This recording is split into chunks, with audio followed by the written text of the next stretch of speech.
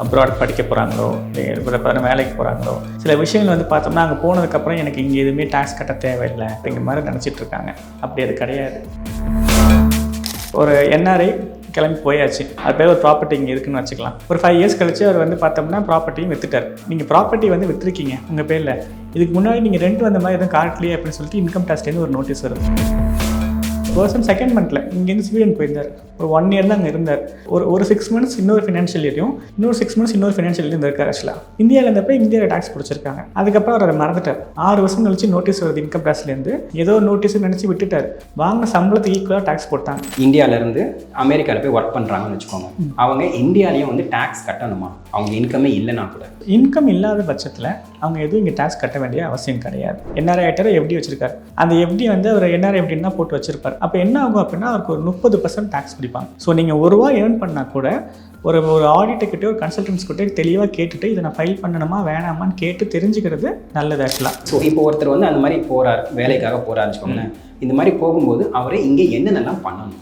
ஒரு savings bank அக்கௌண்ட்டாக இருக்கும்போது அதை என்ஆர்ஓவும் என்ஆர்இயாவும் ஆக்சுவலாக கன்வெர்ட் பண்ணணும். இப்போ அவங்க பண்ணல, ஒருத்தவங்க மறந்துட்டாங்க, ஒரு 3 வருஷம் அங்கே இருக்காங்கன்னா அப்போ என்ன ஆகும்? இல்லை நான் ஏதோ ஒன்று பண்ணுறேன், ஆக்சுவலாக பார்த்தோம்னா எனக்கு ஒரு பெரிய பணம் வருது அப்படின்னு நான் அனுப்பணும் அப்படின்னு வரும்போது அந்த டைமில் இதை வந்து பார்த்தோம்னா ஒரு செக் பாயிண்ட் மாதிரி வந்து நின்றுடும். அதே ஒரு பேப்பர் ஒர்க் அப்படிங்கிறது ரொம்ப ஜாஸ்தி ஆகிடும்.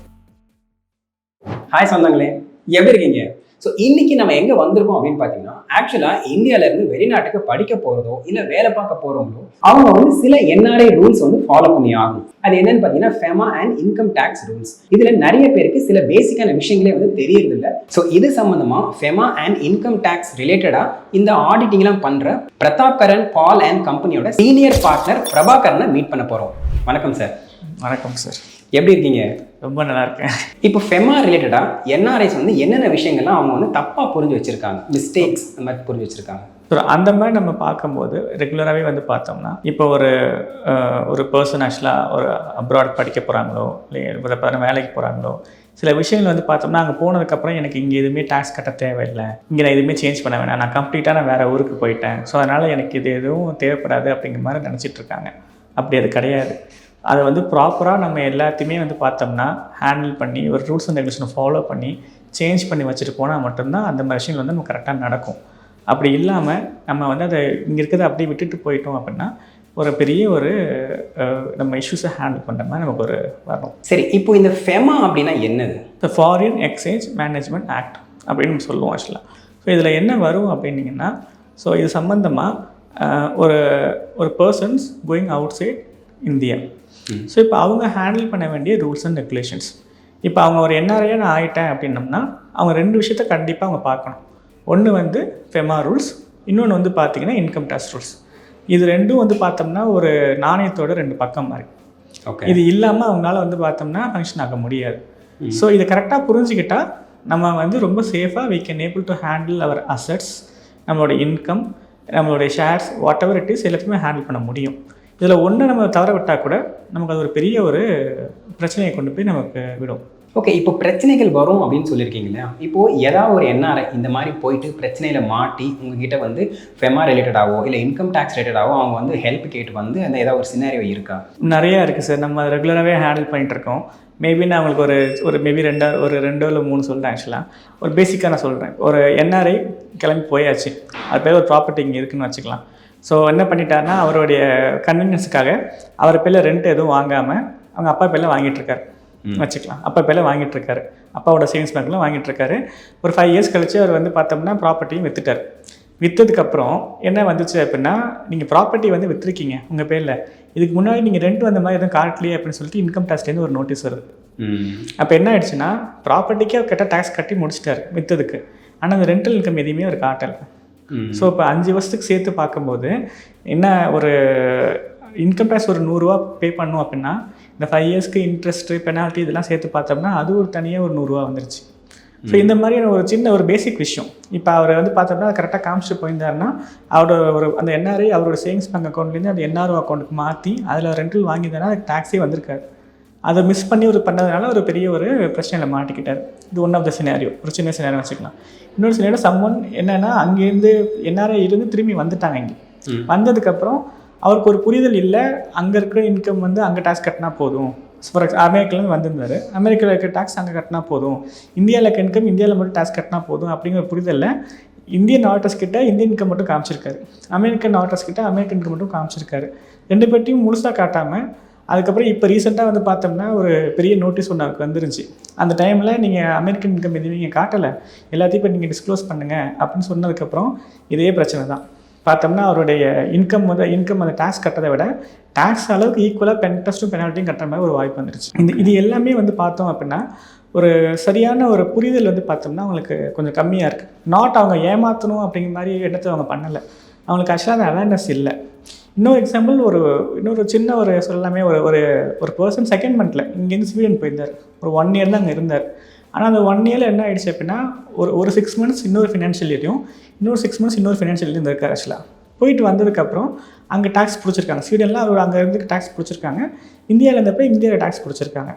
அதுக்கப்புறம் அவர் அதை மறந்துட்டார். 6 வருஷம் கழிச்சு நோட்டீஸ் வருது இன்கம் டேக்ஸ்லேருந்து. ஏன்னா அதுக்கு வரும்போது என்ன பண்ணிட்டேன்னா அந்த நோட்டீஸே அவர் வந்து ரெஸ்பாண்ட் பண்ணல, ஏதோ நோட்டீஸ்னு நினச்சி விட்டுட்டார். அவங்க நோட்டீஸ் ஒரு 4 நோட்டீஸ் அனுப்பிச்சு 5 நோட்டீஸ் அனுப்பிச்சு அதுக்கப்புறம் அவங்க என்ன முடிவு பண்ணிட்டாங்கன்னா இவங்க ரெஸ்பாண்டே பண்ணலை, நம்மக்கிட்ட இருக்க இன்ஃபர்மேஷன் வச்சு நம்ம வந்து டேக்ஸ் போட்டோன்னு சொல்லிவிட்டு வாங்கின சம்பளத்துக்கு ஈக்குவலாக டேக்ஸ் போட்டாங்க. அப்போ தான் அவர் எங்கள்கிட்ட வராரு.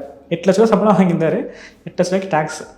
ஸோ அதுக்கப்புறம் வந்து எங்களை பார்த்து அதுக்கப்புறம் சரி பண்ண போகும்போது எங்களுக்கு சரியான ஒரு பிடிமானம் இருந்துச்சு இல்லை. ஏன் அப்படின்னா அவர் நிறையா மிஸ் பண்ணிட்டார், எல்லா நோட்டீஸையும் மிஸ் பண்ணியிருக்காரு. அந்த அவேர்னஸ், இந்த நோட்டீஸ் வந்தால் நம்ம இம்மிடியட்டாக ரெஸ்பாண்ட் பண்ணணும், அந்த அவேர்னஸ் இல்லாமல் மிஸ் பண்ணதுக்கப்புறம் இதை ஃபைல் பண்ணணுங்க அதுவும் தெரியாமல் போயிடுச்சு. ஏன் சார் மிஸ் பண்ணிட்டேன்னா எனக்கு தெரியல, I don't know that, not because I want to, நான் ஏமாற்றணும்னு நினைக்கல, ஆனால் இது எனக்கு தெரியல அப்படிங்கும்போது அந்த கேஸ் இப்போ 4 வருஷமாக போயிட்டுருக்கு. ஓகே, ஸோ இப்போ ஒரு என்ஆர்ஐ இப்போது நீங்கள் இந்தியாவிலேருந்து அமெரிக்காவில் போய் ஒர்க் பண்ணுறாங்கன்னு வச்சுக்கோங்க, அவங்க இந்தியாலேயும் வந்து டேக்ஸ் கட்டணுமா? அவங்க இன்கமே இல்லைன்னா கூட?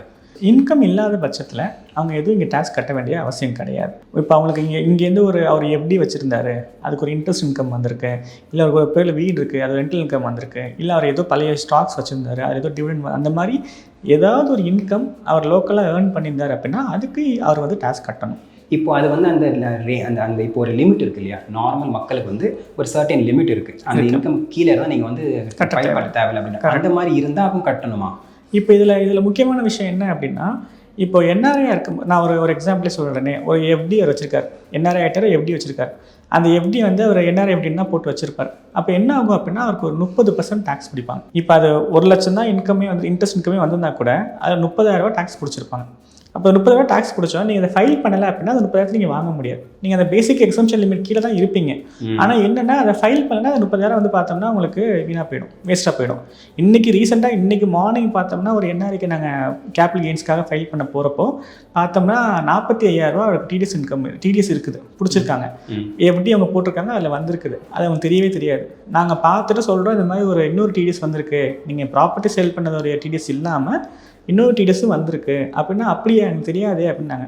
நாங்கள் எடுத்து காமிச்சிட்டு அதுக்கப்புறம் பின்னாடி போய் பார்த்தா ஒரு 5 வருஷத்துக்கு எவ்ரி இயர் இதே மாதிரி 40,000 50,000 பார்த்தோம்னா டிடிஎஸ் பிடிச்சிருக்காங்க, ஆனால் அவங்க கிளைமே பண்ணலை. இது ஒரு சின்ன அமௌண்ட் கிடையாது. ஒரு 40,000 50,000ங்கிறது ஒரு பெரிய அமௌண்ட்.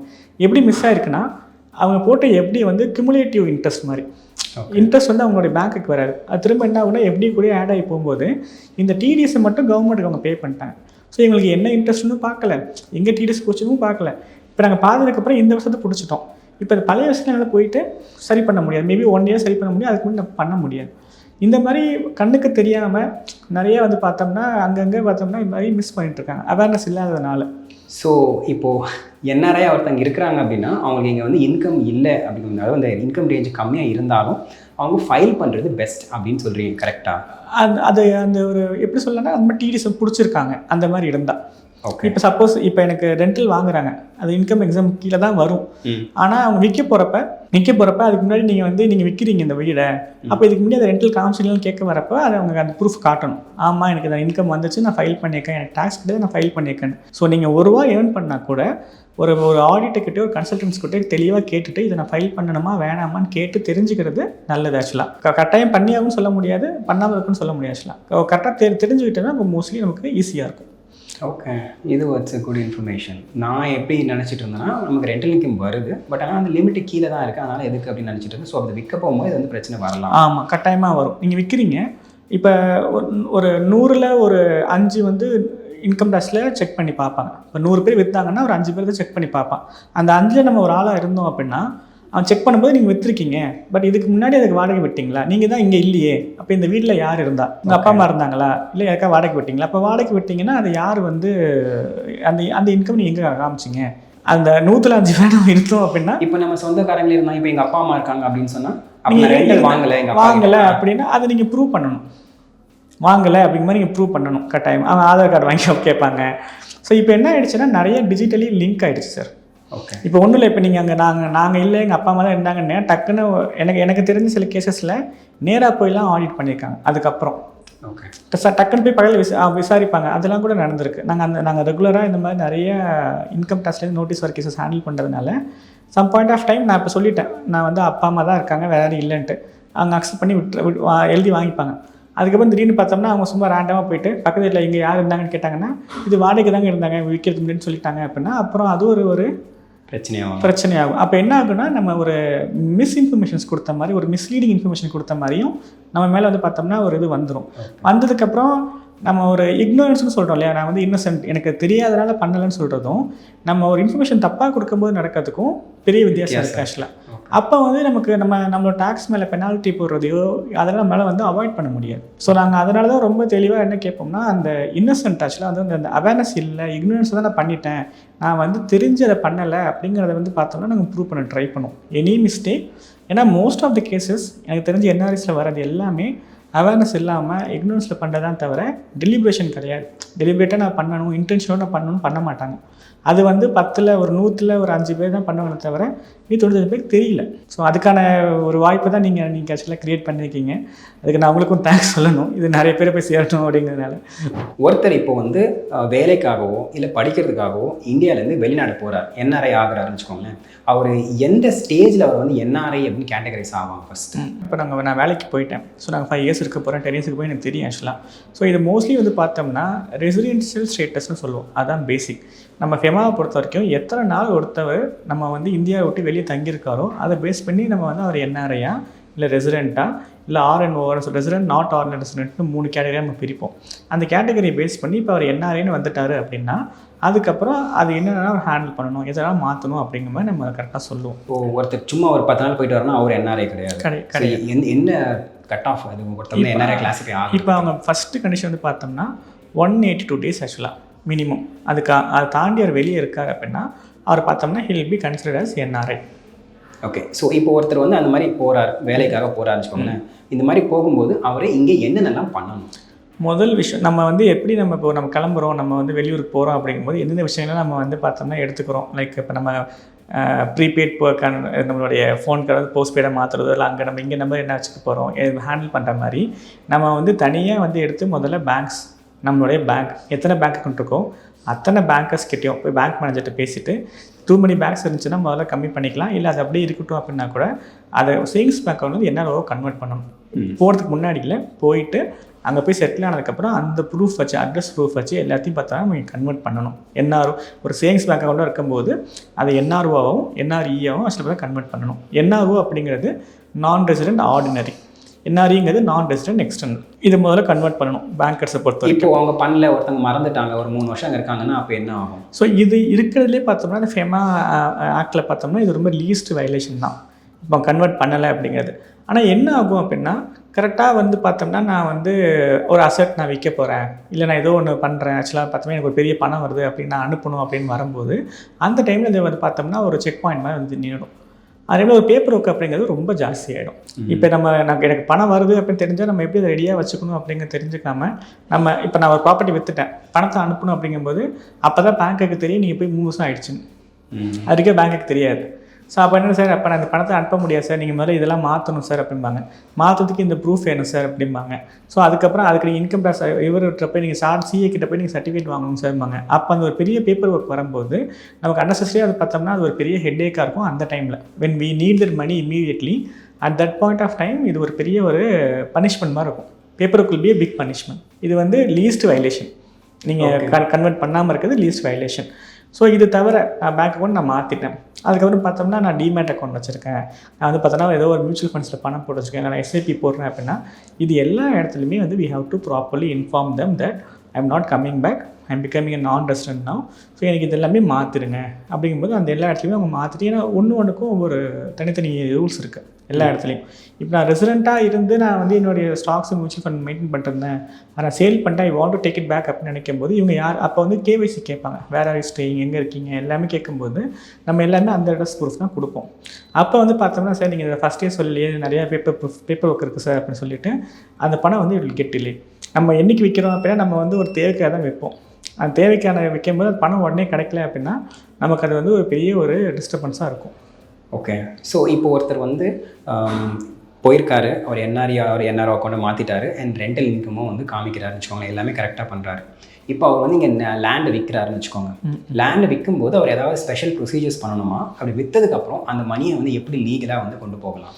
ஸோ இப்போ ரெசிடெண்ட்டுக்கும் நான் ரெசிடெண்ட்டுக்கும் அதில் வந்து பார்த்தோம்னா ப்ராப்பர்ட்டி விற்கும்போது, ப்ராப்பர்ட்டியோ லேண்டோ எனிதிங் விற்கும்போது அவங்களுக்கு வந்து டிஃப்ரெண்ட் இது ப்ரொசீஜர்ஸ் இருக்குது சார்.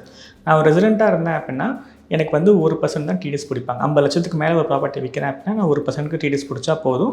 அதை வந்து பார்த்தோம்னா நான் கவர்மெண்ட் கட்டிட்டு I can do the transaction. இது எதுக்கு அப்படின்னா அந்த ட்ரான்சாக்ஷனை கேப்சர் பண்ணுறதுக்கு, அப்படி தான் ஹேண்டில் பண்ணுவாங்க.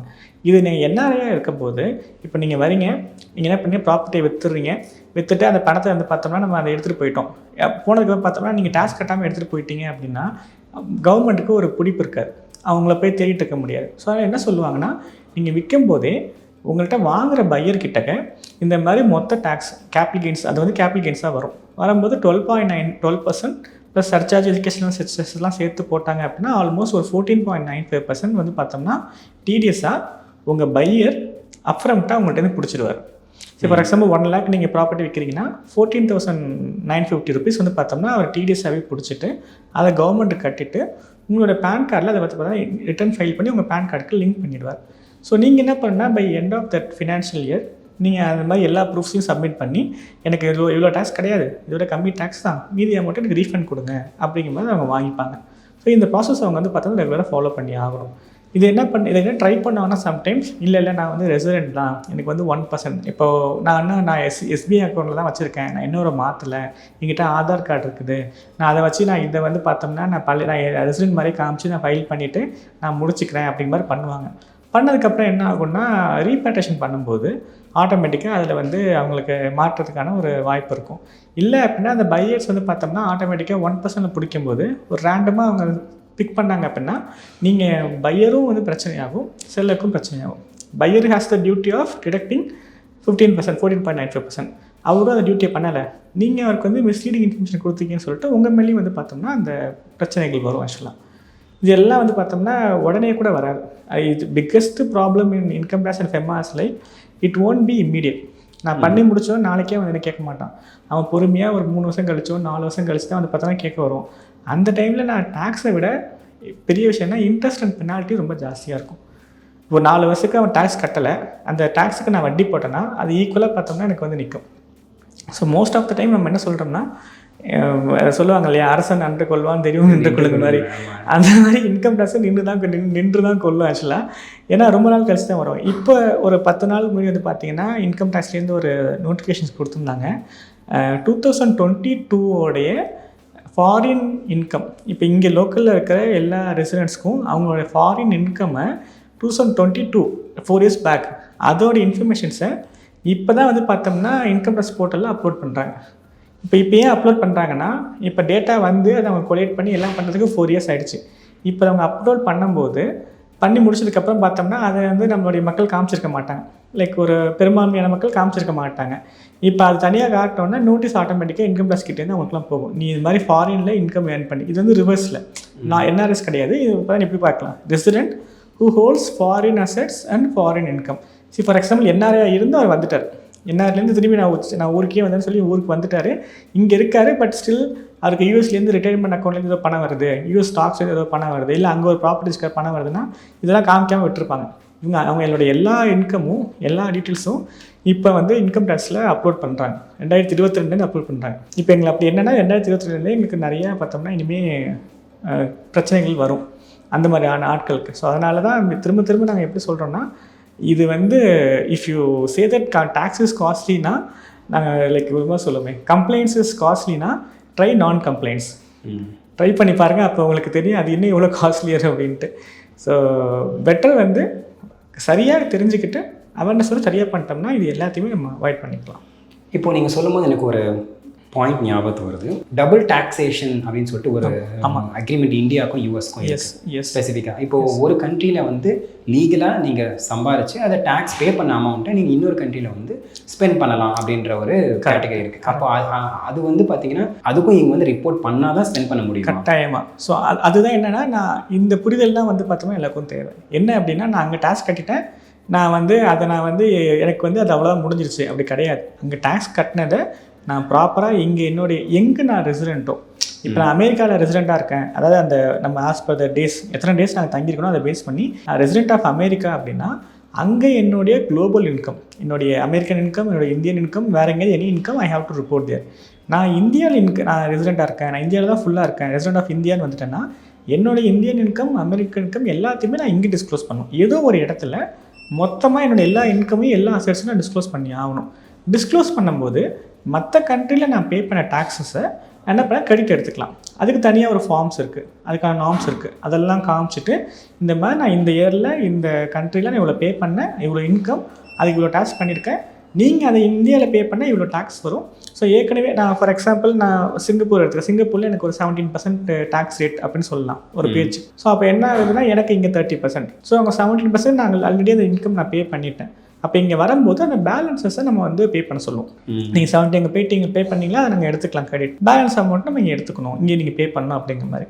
ஸோ இந்த மாதிரி இதில் பெரிய விஷயம் என்னென்னா டிஸ்க்ளோஷர் தான் சார் ரொம்ப முக்கியம்.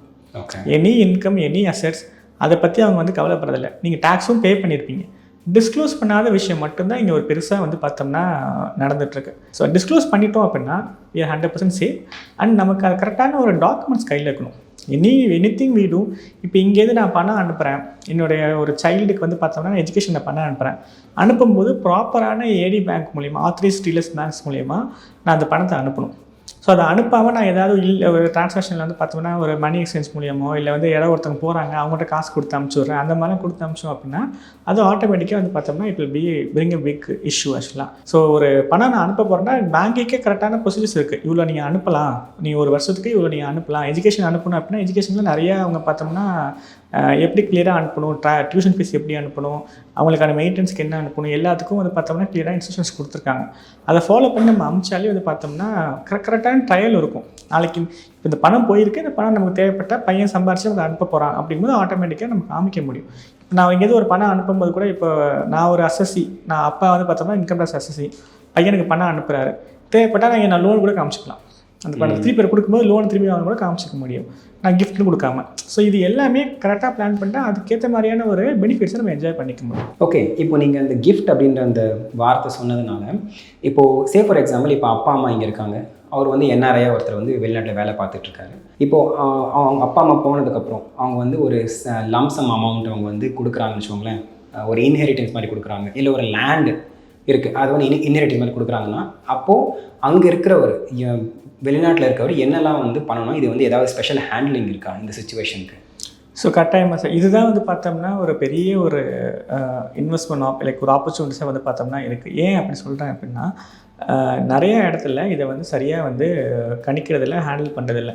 அப்பா அம்மாவுக்கு வந்து இன்றைக்கி நான் ஒரு நான் பையன் வந்து படிக்க போனாப்புல, அங்கேயே வந்து பார்த்தோம்னா வேலை கிடச்சிச்சு, ஒரு 20 வருஷமாக அவர் வரல.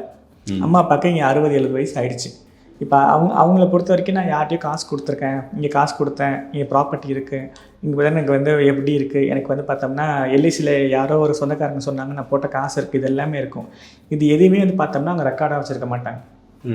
அவங்கள்ட்ட எதுவுமே ரெக்கார்டு இருக்காது. அவர் அந்த ரெக்கார்டெலாம் ரொம்ப ஸ்கேட்டர்டாக இருக்கும். இப்போ இந்த மாதிரி ஒரு பிரச்சனை வரும்போது என்ன ஆகுதுன்னா, இப்போ பையன் அங்கே இருக்காப்புல ஒரு 20 வருஷம் ஆகிடுச்சு அப்படின்னா அவர் ஒரு நல்ல பொசிஷனில் போய் செட்டில் ஆகிப்பார்.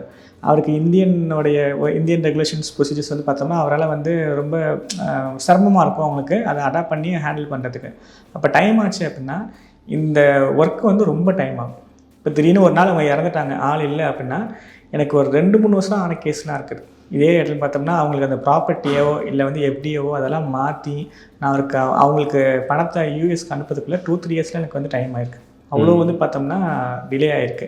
ஸோ இதெல்லாம் வந்து பார்த்தோம்னா அவங்க போனதுக்கு அப்புறங்க தாண்டி இருக்கும்போதே டிஸ்கஸ் பண்ண வேண்டிய முக்கியமான விஷயங்கள். அங்கே இருக்கும்போதே தெளிவாக வந்து பார்த்தோம். இப்போது ப்ராப்பர்ட்டி இருக்கும், தாத்தா பேரில் இருக்கும், சொத்து தாத்தா பேரில் இருந்திருக்கும், அப்பாவும் அதை என்ஜாய் பண்ணியிருப்பார். அவர் வந்து பார்த்தோம்னா அதுக்கப்புறம் அவங்க அப்பா காலத்துக்கு அப்புறம் மகனுக்கு போகும். ஆனால் பார்த்தோன்னா ப்ராப்பர்ட்டி டேக்ஸும் வாட்டர் டேக்ஸும் பார்த்தோம்னா தாத்தா பேர்லேயே இருக்கும். ஓகே. அப்போ என்ன ஆகுனா அதை மாற்றுறதுக்கே எனக்கு வந்து 3 மாதம் 6 மாதம் ஆகிடும். இப்போ நான் விற்கலான்னு நினைக்கும் போது உடனே விற்க முடியாது. இப்போ எப்படி இருக்கும், எப்படி வந்து இப்போ மெயினாக சொல்லணும் அப்படின்னா பேர். முதல் விஷயம் பார்த்தோன்னா பேர். இங்கே இருக்கும்போது அவர் பேர் வச்சுருப்பார்.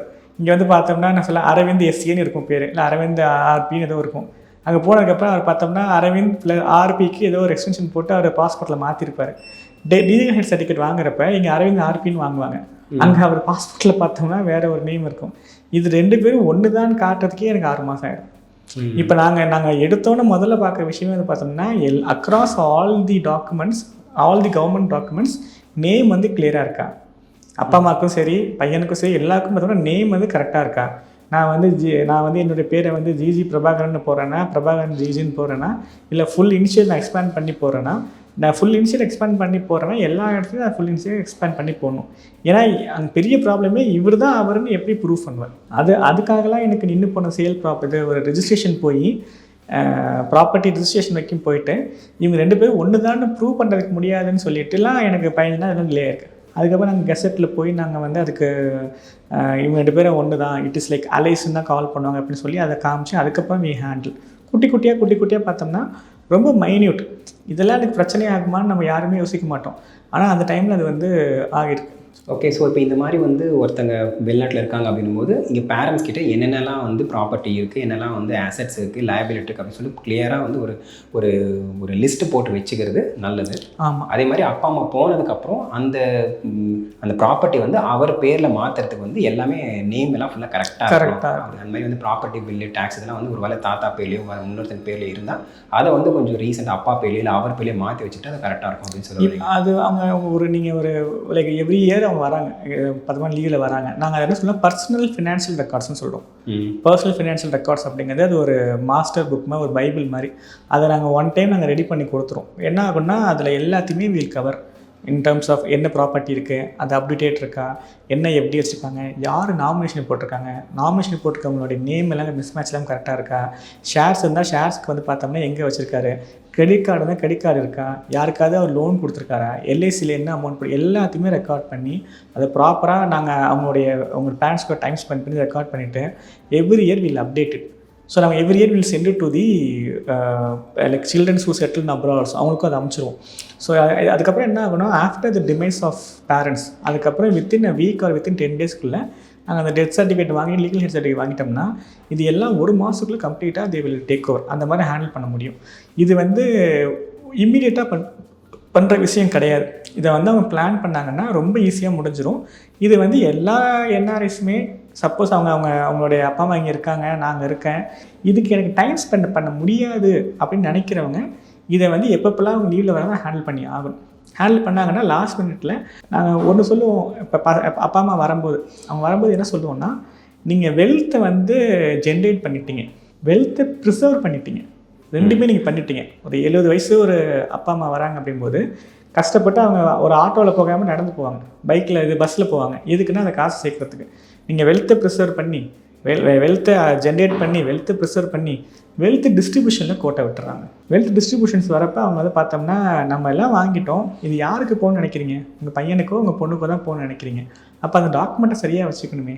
அதை வந்து நாங்கள் பார்த்ததுலேயே பெரிய விஷயம் வந்து பார்த்தோம்னா இந்த மாதிரி என்ஆர்ஐ இருக்காங்க, ஆனால் இந்த மாதிரி நிறைய டாக்குமெண்ட்ஸை சரியாக வச்சுக்காததுனால நிறைய டைம் வேஸ்ட் ஆனதும் நினச்ச நேரத்தில் அவங்களுக்கு அந்த பணம் சேராமல் போனதுன்னா ஒரு பெரிய ஒரு மிஸ்டேக் ஆக்சுவலாக இருக்குது.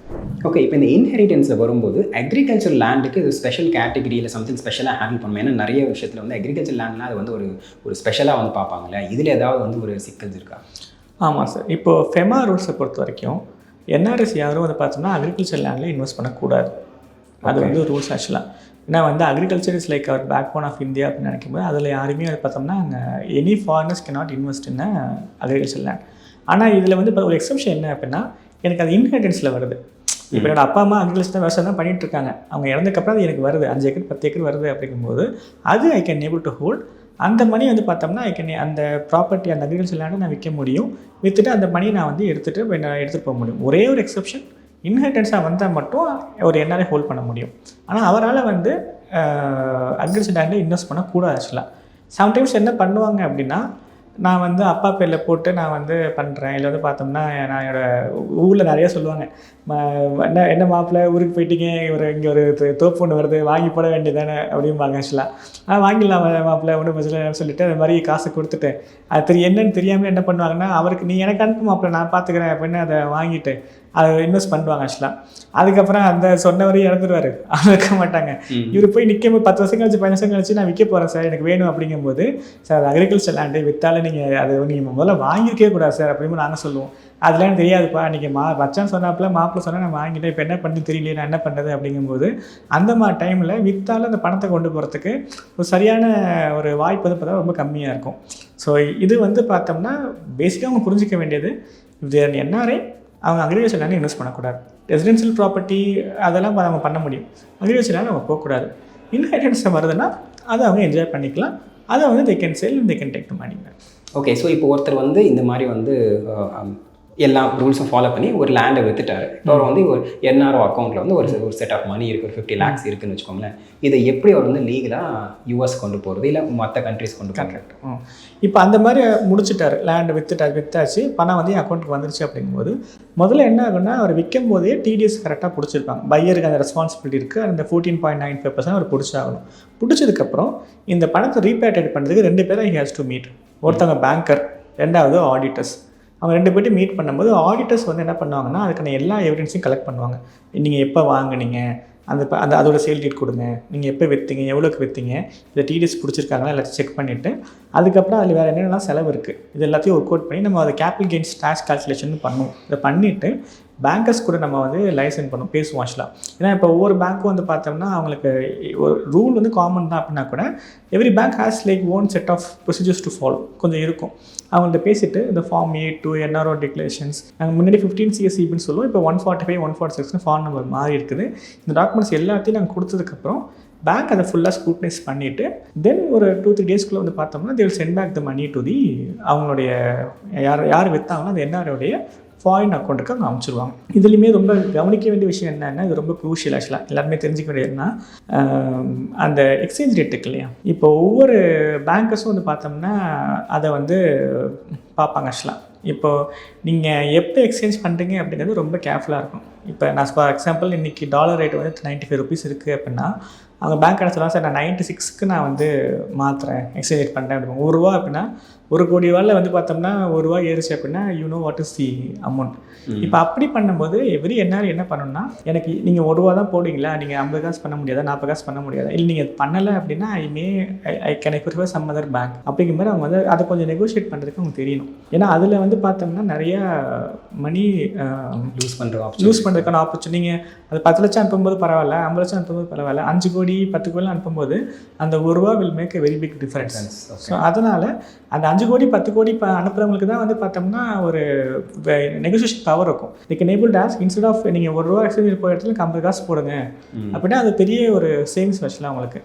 ஸோ இது சம்திங் இது சொல்ல மாட்டாங்க, பட் நம்மளுடைய ஆடியன்ஸ்க்காக ஆப்பர்ச்சுனிட்டிக்கு எப்போ பணம் அனுப்பிச்சாலும் அந்த எக்ஸ்சேஞ்ச் ரேட்டை கொஞ்சம் உன்னிப்பாக கவனிங்க. என்ன அன்றைக்கி கரண்ட் ரேட்டு, இவங்க எவ்வளோக்கு கன்வெர்ட் பண்ணுறாங்க, இதில் நமக்கு இதை வந்து இன்னும் கொஞ்சம் நெகோஷியேட் பண்ண முடியுமா டு த பேங்கர் அப்படிங்கிறத அவங்க பார்க்கணும். சரி, இப்போது ஒருத்தர் என்ஆர்இ அண்ட் என்ஆர்ஓ இந்த 2 அக்கௌண்ட்டும் சைமல்டேனியஸாக ஹோல்டு பண்ணலாமா? தாராளமாக வச்சுக்கலாம் சார், இது கட்டாயமாக அதை வச்சுக்கணும். ஆக்சுவலாக ஓகே, இன்னொன்று, இப்போது நான் அங்கே யூஎஸ்ஏல ஒர்க் பண்ணுறேன், நான் வந்து 2 அக்கௌண்ட்டையும் ஹோல்டு பண்ணுறேன். இப்போ என் சேலரி வருது, இந்த சேலரி நான் எந்த அக்கௌண்ட்டில் கிரெடிட் பண்ணலாம்? நான் என்ஆர்ஓ அக்கௌண்ட்டில் என்ஆர்இ அக்கௌண்ட் கிரெடிட் பண்ணலாமா? நீங்கள் வந்து பார்த்தீங்கன்னா நீங்கள் அதை ஃப்ரீயாக ரீபேட்ரேட் பண்ணிக்கணும் அப்படின்னு நினச்சிங்கன்னா நீங்கள் அந்த என்ஆர்இலே வச்சுக்கலாம். அதில் எந்த ரெஸ்ட்ரிக்ஷனும் கிடையாது. நீங்கள் என்ஆர்ஓக்கு மூவ் பண்ணுறீங்க அப்படின்னா அதில் வந்து பார்த்தோம்னா சப்போஸ் நான் எங்கள் அப்பா அம்மாவுக்கு அனுப்பணும், இல்லை நான் வேறு ஏதாவது ஒரு ஸ்பெண்ட் கார்டு அனுப்பும்போது நீங்கள் என்ஆர்ஓக்கு அனுப்பலாம். ஆக்சுவலாக நீங்கள் ஆனால் என்ஆர்ஓவில் இருக்கிற மணியை நீங்கள் திரும்ப எடுக்கணும் அப்படின்னா அதுக்கு நீங்கள் அந்த சொல்கிற மாதிரி பேங்கர்ஸ் மூலியமாக நீங்கள் பார்த்தோம்னா ஒரு ஆடிட்டர் மூலியமாக எல்லா இதையும் நீங்கள் ஹவ் டு ஹேண்டில். ஸோ அதனால் if you want to use it freely repatriable NRE account வச்சுக்கோங்க. செலவு பண்ண அப்படின்னா என்ஆர்ஓக்கு மாற்றிக்கலாம். இந்தியாவில் வாங்குகிற ரெண்ட்டாக வந்து எந்த அக்கௌண்ட்டில் நான் வந்து போட்டுக்கலாம்? என்ஆர்ஓவில் தான் வச்சுக்கணும். ஓகே. அண்ட் இப்போ என் பேரண்ட்ஸ் இருக்காங்கன்னு வச்சுக்கோங்களேன், அவங்க வந்து அந்த என்ஆர்ஓ அக்கௌண்ட்டை யூஸ் பண்ணலாமா, இல்லை அவங்க செப்பரேட் அக்கௌண்ட் வச்சுருக்கணுமா? அவங்க தொடக்கூடாது இதை. இது வந்து உங்களுடைய என்ஆர்ஓ அக்கௌண்ட், உங்களுடைய என்ஆர்ஐ அக்கௌண்ட். அவங்க தனியாக அவங்க அக்கௌண்ட் வச்சு அதை ஹேண்டில் பண்ணிக்கணும். அவங்களுக்கு நீங்கள் செலவுக்கு தான் அனுப்புனா ஸ்ட்ரைட்டாக உங்களுடைய ஃபாரின் அக்கௌண்ட் அனுப்பிச்சிக்கோங்க, இல்லை என்ஆர்ஓ அக்கௌண்ட் நீங்கள் அனுப்புங்க. பட் இந்த அக்கௌண்ட் இது உங்களுடைய. ஓகே. ஸோ இப்போ வந்து நான் ஒரு அக்கௌண்ட்டை மாற்றிட்டேன். இப்போது யூஎஸ்ஏலேருந்து நான் திரும்பி இந்தியாவுக்கு வரேன்னு வச்சுக்கோங்களேன், அப்போது நான் வந்து என்னெல்லாம் வந்து திருப்பியும் பண்ண ஆரம்பிக்கணும்? கரெக்ட். இது வந்து இதுவும் இப்போ நடந்துகிட்ருக்கு. இப்போ நிறைய வந்து பார்த்தோம்னா நிறைய கண்ட்ரீஸ்லேருந்து இப்போ people coming back to India. இந்த டைமில் என்ன கேட்டால் அவங்க ஒரு 1 இயர்க்கு முன்னாடி இதை பிளான் பண்ணுவோம். இப்போ நாங்கள் ரீசெண்டாக வந்து பார்த்தோம்னா ஒரு 5 பீப்புள்ஸ்க்கு பண்ணிகிட்ருக்கோம். ஆக்சுவலாக எக்ஸாக்டாக நெக்ஸ்ட் இயர் செப்டம்பர் 2027க்கு அப்புறம் வரப்போகிறத இன்றைக்கி அவங்க பிளான் பண்ண ஆரம்பிச்சிட்டாங்க. இன்றைக்கி அவங்கள்ட்ட தேர் ஆஸ்கிங்கஸ் நாங்கள் எப்படி வரணும், எந்த டைமில் வந்து எனக்கு டேக்ஸ் பெனிஃபிட் இருக்கும், எனக்கு இங்கே மாதிரி எனக்கு நான் யூஸில் இருக்கேன், எனக்கு இங்கே வந்து பார்த்தோம்னா எனக்கு இந்த மாதிரி எனக்கு ஸ்டாக் வச்சுருக்கேன், ரிட்டைர்மெண்ட் அக்கௌண்ட் வச்சுருக்கேன், எனக்கு இதெல்லாம் இருக்குது, ஐ ஹாவ் அ ப்ராப்பர்ட்டி தேர், இதை நான் எப்பப்பெல்லாம் விற்கணும், ஸோ இப்போ அங்கே நான் டேக்ஸ் கட்டணும், இங்கே என்ன கட்டணும், எந்த டைமில் வந்து எனக்கு டேக்ஸ் பெனிஃபிட்டாக இருக்கும், இது எல்லாத்தையுமே வந்து பார்த்தோம்னா நம்ம டிசைட் பண்ணிட்டு தான் ஆக்சுவலாக வரணும்.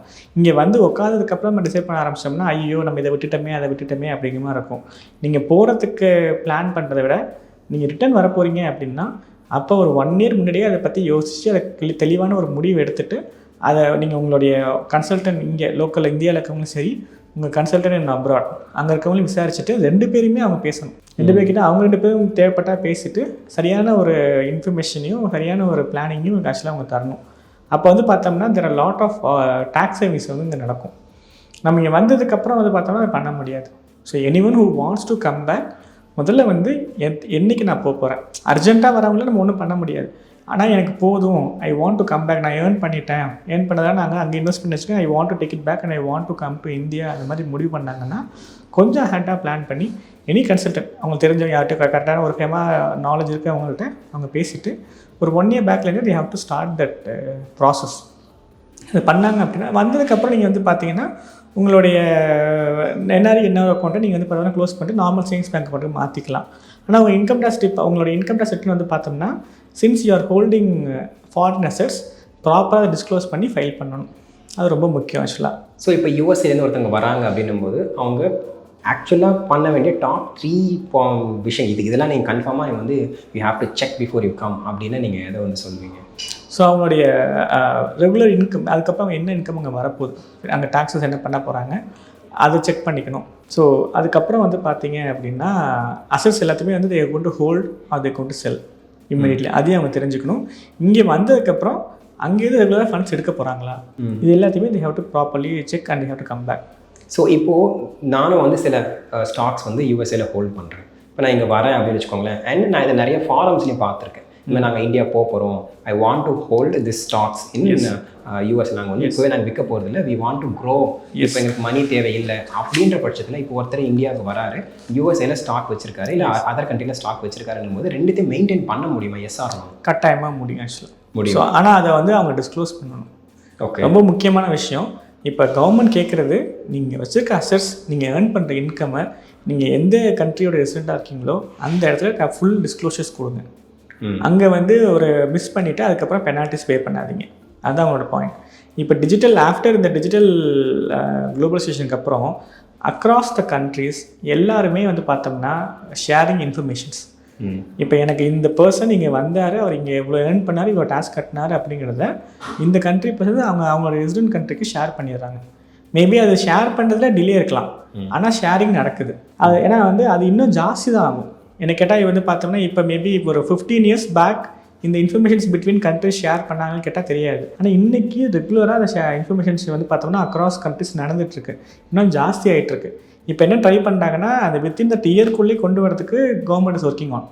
இப்போ அதுதான் வந்து பார்த்தோம்னா அது வந்ததுக்கப்புறம் நான் எப்படி என்னால் வந்து உங்களுடைய இந்தியன் இன்கம் டேக்ஸ் உங்கள் ரிட்டர்னில் போய் நாங்கள் லாகின்ல பார்க்கும்போது நீங்கள் இங்கே லோக்கலில் பண்ண எல்லா எஃப்டி இன்ட்ரெஸ்ட் ஆகட்டும் என்ன எல்லாம் கலெக்ட் பண்ணி அது எல்லாமே எனக்கு அதில் வந்துருதோ அதே மாதிரி உங்களோட ஃபாரின் சோர்ஸ் இன்கமையும் அவங்க அந்த இயர்க்குள்ளே கொண்டு வரதுக்கு அவங்க இப்போ என்ன ஆயிடுச்சுன்னா அதுக்கான பேஸ் போட்டுட்டாங்க. அதனால தான் இப்போ 2026 2022 டேட்டா எனக்கு வந்துருச்சு.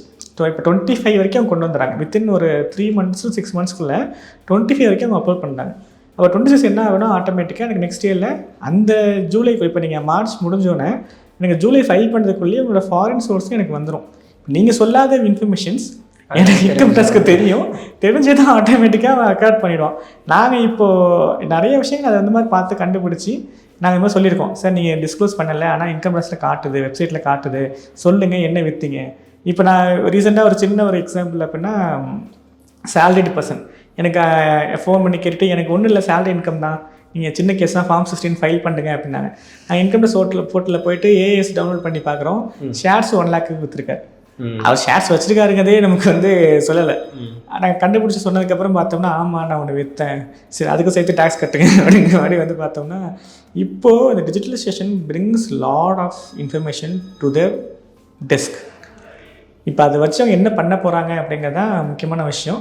நம்ம கொஞ்சம் தெளிவாக இருந்தால் நம்ம அதுலேருந்து வரக்கூடிய இஷ்யூஸை நம்ம தப்பிச்சிக்கலாம்.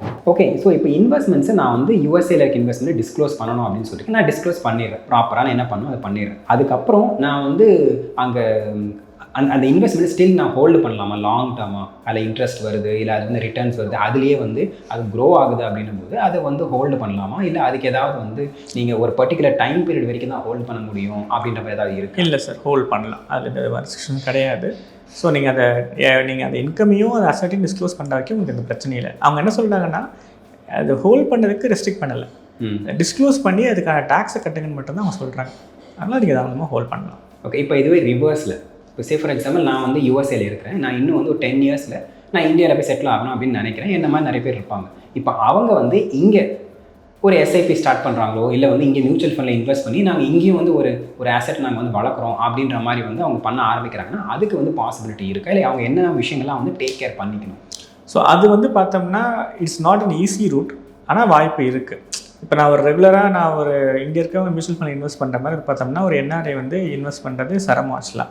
சரி, இப்போ நான் பர்டிகுலர் பார்த்தோம்னா யூஎஸ்ஏ கனடாலாம் பார்த்தோம்னா அவங்களோட இந்த ஃபேட்கா கம்ப்ளைன்சஸ்லாம் இருக்கிறதுனால எல்லா ஃபண்ட் ஹவுஸஸும் பார்த்தோம்னா அந்த பேப்பர் ஒர்க்குக்காக நிறைய பயந்துக்கிட்டே அதை பண்ணுறதில்ல ஆக்சுவலாக. சில ஃபண்ட் ஹவுஸ் தான் பார்த்தோம்னா மியூச்சுவல் ஃபண்ட்ஸ்லாம் பார்த்தோம்னா அலோவ் பண்ணுறாங்க, பட் பாசிபிள், பட் கொஞ்சம் பேப்பர் ஒர்க் ஜாஸ்தி ஆக்சுவலாக.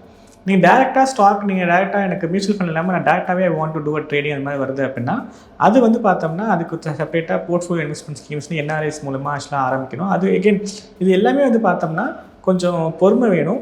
அதை பேப்பர் ஒர்க்கை ஹேண்டில் பண்ணுற அளவுக்கு கரெக்டான ஒரு புரிதல் இருந்துச்சு அப்படின்னா அதை பண்ண முடியும். இல்லை அப்படின்னா என்ன ஆகுனா it is not possible to do it ஆக்சுவலாக. ஸோ ஆப்ஷன்ஸ் இருக்குது, ஆனால் கொஞ்சம் பேப்பர் ஒர்க்கு எக்ஸ்ட்ரா கொஞ்சம் டைம் ஆகும். பேப்பர் ஒர்க்ஸ் இருக்குது, சரியான இடத்துல போய் சரியாக அதை பண்ணணும். ஓகே, ஸோ இப்போது நான் இங்கே இருக்கும்போது எனக்கு ஒரு சில ஃப்ரெண்ட்ஸும் இருக்காங்க. அவங்க இங்கே இருக்கும்போது ஒரு மியூச்சுவல் ஃபண்ட் எஸ்ஐபிலாம் போட்டுருந்தாங்க. இப்போ பிபிஎஃப் இருக்குது, அதுக்கப்புறம் எஸ்எஸ்ஒய் இருக்குது, சுகன்யா சம்ருதி யோஜனா, இதெல்லாம் அவங்க ஸ்டார்ட் பண்ணிவிட்டு அதுக்கப்புறம் அவங்க என்ஆர்ஐ ஆகிட்டாங்கன்னு வச்சுக்கோங்களேன். அதை கண்டினியூ பண்ண முடியுமா, இல்லை அதை ஸ்டாப் பண்ணுறோமா பண்ணுமா? இப்போ எஸ்ஐபிஸ் அதெல்லாம் பொறுத்த வரைக்கும் பார்த்தோம்னா நீங்கள் முதல்ல டிஸ்க்ளோஸ் பண்ணணும் சார். ஆக்சுவலாக நாங்கள் என்ஆர்ஐ மாறினதுக்கப்புறம் உங்களோட ரெசிடென்ஷியல் ஸ்டேட்டஸ் எல்லாத்தையுமே நீங்கள் டிஸ்க்ளோஸ் பண்ணி பேங்கர்ஸோட எதையும் காட்டணும், அவங்களுக்கும் காட்டிட்டு அதுக்கேற்ற மாதிரி அவங்க லோக்கல் அந்த ஃபண்ட் ஹவுஸ் சொல்கிற மாதிரி ஹவ் டு சேஞ்ச் இட். ஆக்சுவலாக அந்த மாதிரி தான் பண்ண முடியும். Based on which mutual fund நீங்கள் பண்ணிக்கிங்க என்ன பண்ணிக்கிறீங்க பார்த்த மாதிரி they will allow it or they May have to stop. But mostly allow பண்ணுவாங்க. பட் நீங்கள் அதை டிஸ்க்ளோஷன் தான் இல்லை எவ்ரி டைம் அது என்னென்னா disclosure is much more important. அது எல்லாத்துலேயும் பண்ணியாங்க. ஆக்சுவலாக பிபிஎஃப் எஸ்எஸ்சிலாம் பார்த்தோம்னா அது கொஞ்சம் ரெஸ்ட்ரிக்ஷன்ஸ் இருக்கும் மாறினதுக்கப்புறம். இப்போது அக்ரிகல்ச்சரல் இன்ஹெரிட்டன்ஸ் ஓகே சார், இப்போது அக்ரிகல்ச்சரல் இன்கம் நான் ரிசீவ் பண்ணலாமா? ஸோ இப்போ நம்ம இன்ஹெரிட்டன்ஸ் மூலிமா நம்ம அக்ரிகல்ச்சர் லேண்ட் நமக்கு வந்திருக்கு, அது ஒரு இன்கம் இருக்குது அப்படின்னா கட்டாயமாக அதை நம்ம ரிசீவ் பண்ணிக்கலாம், அதை நம்ம ரீபேட்ரேட் பண்ணிக்கலாம், நம்ம டிஸ்க்ளோஸும் பண்ணிக்கலாம் பிரச்சனை இருக்காது. ஓகே, இப்போது ஒரு ரேபிட் ஃபயர் கொஷின் மாதிரி நான் கேட்குற question either yes or no or 1 or 2 வேர்ட்ஸில் ஆன்சர் பண்ணலாம். Okay. NRI means foreign citizen. No. NRI is more of like a residential status. Okay. I can use my Indian savings account forever. No, once you land in abroad country நீங்க அதை மாத்தி ஆகணும். NRO அக்கௌண்ட்டை மாத்தி ஆகணும். Okay. NRE and NRO are the same. No. NRE is for your foreign income. NRO is for your Indian income. Okay. Every NRI must file tax returns in India. Only if you have an Indian income. Okay. FEMA and income tax are the same rules. No, they are more of like a cousins. Different purposes, different regulators, different authorities. Okay. So I have OCI card. FEMA doesn't apply to me. No, FEMA applicable for residential status, not for this. Not for OCI cards. Okay. Every dollar earned in abroad can be freely deposited in Indian saving account. Indian NRO account. It's not Indian savings account. So நம்ம savings அக்கௌண்ட்க்கு அனுப்ப முடியாதா? Normal savings அக்கௌண்ட்க்கு savings account நீங்கள் வச்சுக்கவே கூடாது. Not NRIs. இப்போ say for example நான் அப்போ யூஎஸ்ஏலேருந்து எங்கள் அப்பா அது பண்ணலாம், அதுக்கு நான் அனுப்பலாம். Can I buy second or third house in India? Yes, there is no restriction. You can buy. Okay. Can I keep a joint account with my parents? Only if in terms of ஒரு survivor மாதிரி. If your parent is not available no more, so if you want to inherit that bank account, you can keep. Can I give power of attorney to my parents or siblings? Yes, but to a specific objectives. Only to sell my property, only to handle my bank account. அந்த மாதிரி ஸ்பெசிஃபிக்காக கொடுக்கணும். General power of attorney கொடுத்தோம் அப்படின்னா அதில் risks இருக்குது. இப்போ இந்த ஜென்ரல் பவர் ஆஃப் அட்டார்னியில் ரிஸ்க்ஸ் இருக்குன்னு சொல்லிக்கலாம். என்ன மாதிரியான ரிஸ்க்ஸ் அதெல்லாம் வந்து யூ திங்க்? ஸோ இப்போது என்ன ஆகும் அப்படின்னா, for example general power of attorney வச்சுட்டு அவங்க சேல் பண்ணுறாங்க, அவங்களோட அக்கௌண்ட்டில் மணி ரிசீவ் பண்ணுறாங்க. அந்த மாதிரி நடக்கும்போது என்ன ஆகும்னா, நான் ப்ராப்பராக என்ஆர்ஐக்கு போக வேண்டிய டிடிஎஸோ டேக்ஸ் ரேட்ஸோ இவங்க பேரில் போட்டுருவாங்க. ஸோ அப்போ என்ன ஆகும்னா, ஓனர் ஒருத்தவங்க செல் பண்ணது ஒருத்தவங்க, இன்கம் ரிசீவ் பண்ணது ஒருத்தவங்க, டேக்ஸ் ரிசீவ் பண்ணது லைக் டேக்ஸ் வந்து ஒருத்தவங்க மாதிரி ஆக்சுவலாக ஆகிடும். ஸோ அதனால் ரொம்ப ஸ்பெசிஃபிக்காக நான் எதுக்காக பவர் ஆஃப் அட்டார்னி கொடுக்குறேன் அப்படின்னா, நான் ஒரு லேண்டை செல் பண்ண போகிறேன் அப்படின்னா இந்த லேண்டை செல் பண்ணுறதுக்கான சிக்னேச்சருக்கு மட்டும் தான் அதை பவர் ஆஃப் அட்டார்னி நான் கொடுத்துருக்கேன். Not to receive money. Money என் அக்கௌண்ட்டுக்கு தான் வரணும் அப்படின்னு நம்ம ஸ்பெசிஃபிக்காக we have to handle power of attorneys. இப்போ நான் இன்கம் டேக்ஸ் முன்னாடி நான் அப்பியர் ஆகணும் அப்படின்னா அதுக்கு மட்டும் தான் அவங்க எங்களுக்கு பவர் ஆஃப் அட்டார்னி தரணும். அப்பாவுக்கு வந்து ஒரு பேங்க் அக்கௌண்ட் ஓப்பன் பண்ண போகிறாங்க அப்படின்னா அதுக்கான ஸ்பெசிஃபிக்காக கொடுக்குறது மட்டும் தான் என்றைக்குமே it's good. General power of attorney like அது it comes with own risk ஆக்சுவலாக some point of time. Okay, இப்போது எனக்கு புரிஞ்சிருச்சு நிறைய ரூல்ஸ் அண்ட் ரெகுலேஷன்ஸ் இருக்குது. நான் நல்லா வந்து கிளியராக எக்ஸ்பிளைன் பண்ணீங்க. குட். பட் இப்போது ஒருத்தங்க வந்து அன்னோயிங்லி ஃபெமா வந்து நான் வயலேட் பண்ணியிருக்கேன், ஏதோ ஒரு வயலேஷன் பண்ணியிருக்கேன், இந்த விஷயம் எனக்கு தெரியாது ஆனால் இப்போ எனக்கு தெரிஞ்சிருச்சு அப்படின்னா அவங்க என்ன ஃபஸ்ட்டு பண்ணணும் அதை கரெக்ட் பண்ணுறது? சார் அது அந்த மாதிரி டைமில் they don't want to get panic. எனக்கு தெரிஞ்சிருச்சு, நான் வந்து இப்போ என்ஆர்ஓ அக்கௌண்ட்டே நான் 5 years ஆகிடுச்சு நான் போயிட்டு நான் பண்ணலை அப்படின்னு தெரிஞ்சுன்னா இமீடியட்டாக அவங்க பார்த்தோன்னா ப்ராப்பரான ஒரு கன்சல்டண்ட்டை, ஃபெமா கன்சல்டண்ட்டோ ஃபெமா ஸ்பெஷலிஸ்ட்டோ they have to approach. அவங்க என்ன பண்ணுவாங்கன்னா they will figure out the gap. என்ன கேப் ஆக்சுவலாக எவ்வளோ நாளாச்சு எல்லாத்தையும் பார்த்துட்டு ப்ராப்பராக அதில் வந்து பார்த்தோம்னா என்ன இஷ்யூஸ் இருக்குது, எப்படி நம்ம அவாய்ட் பண்ணலாம் எப்படிங்க சொல்லிடுவாங்க. So earlier it is detected, earlier it is good. Prevention நம்மளாக கண்டுபிடிச்சி நம்மளாக சரி பண்ணிட்டோம் அப்படின்னா நமக்கு வந்து ரொம்ப யூஸ்ஃபுல். இப்போது இன்கம் டேக்ஸில் வந்து அவங்க ஏதோ ஒரு நோட்டீஸ் அனுப்பிச்சாங்க அந்த மாதிரி வந்தால் மட்டும்தான் I may have to prove my innocence. எனக்கு தெரியாது, I don't have that awareness அப்படின்னு நம்ம அதை ப்ரூவ் பண்ண வேண்டிய ஒரு கட்டாயம் வரும். நம்மளே அதை பார்த்துட்டோம் கண்டுபிடிச்சிட்டோம் அப்படின்னா எவ்வளோ சீக்கிரம் சரி பண்ணுறோமோ அவ்வளோ சீக்கிரம் நமக்கான cost and compliances will be cheaper. So அது இது வந்து பயப்படுற அளவுக்கு நம்ம வந்து பெரிய இது இல்லை. ஆனால் லேட்டாக நாங்கள் இதில் முக்கியமாக சொல்கிறது டைம். எனக்கு வந்து ஒரு 4 years 5 years கழிச்சு இதை நான் போய் அவங்க இன்கம் டேக்ஸில் கண்டுபிடிச்சோ நம்ம அதுக்கப்புறம் கண்டுபிடிச்சி மாற்ற ட்ரை பண்ணால் அதில் வந்து பார்த்தோம்னா நிறைய காஸ்ட் இன்வால்வ். நம்ம சீக்கிரம் தெரிஞ்சுக்கிட்டோம்னா என்ன கேட்டால் கம்பெனிலேருந்து அப்ராட் அனுப்பும் போதே நீங்கள் வந்து இதையும் ஒரு தடவை எப்படி நீங்கள் வீசா இருக்கா, பாஸ்போர்ட் இருக்கா, இல்லை ரெடியாச்சு, எல்லா டாக்குமெண்ட்ஸ் ரெடியாக இருக்கா, அதே மாதிரி உங்களோட டேக்ஸ் டாக்குமெண்ட்ஸையும் ஒரு சரி பார்த்துட்டு போங்கன்னு ஒரு சின்ன அவேர்னஸ் கொடுத்தாங்கன்னா நல்லாயிருக்கும். ஓகே, ஐ திங்க் இது நல்ல ஒரு பாயிண்ட். எல்லா கம்பெனிஸ்லையும் ஆட் பண்ணி வச்சுக்கலாம் அப்படின்னு நினைக்கிறேன். தேங்க்யூ ஸோ மச் இவ்வளோ வந்து பொறுமையாக அந்த கேள்வியெல்லாம் வந்து எங்களுக்காக அட்ரஸ் பண்ணதுக்கு. அண்ட் நிறைய ஒரு ப்ராக்டிக்கல் சினாரியோஸ் வந்து நீங்கள் சொல்லியிருந்தீங்க.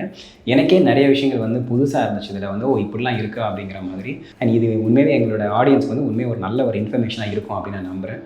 And thank you so much for your time. Thank you sir, thank you. நாங்கள் எனக்குமே இது வந்து பார்த்தோம்னா நாங்கள் தினம் ஏதோ ஒரு இந்த மாதிரி விஷயங்களை பார்க்கும்போது எனக்கு இது எல்லாருக்கும் போய் சேரணும்னு நினச்சிட்டு இருந்தப்போ எனக்கு இது ஒரு ஆப்பர்ச்சுனிட்டி கொடுத்ததுக்கும் நிறைய பேர் போய் சேருங்க நம்பிக்கை இருக்குது. இது மூலியமாக நிறைய பேர் பயனடைவாங்க நம்பிக்கை எனக்கு இருக்குது. தேங்க்யூ.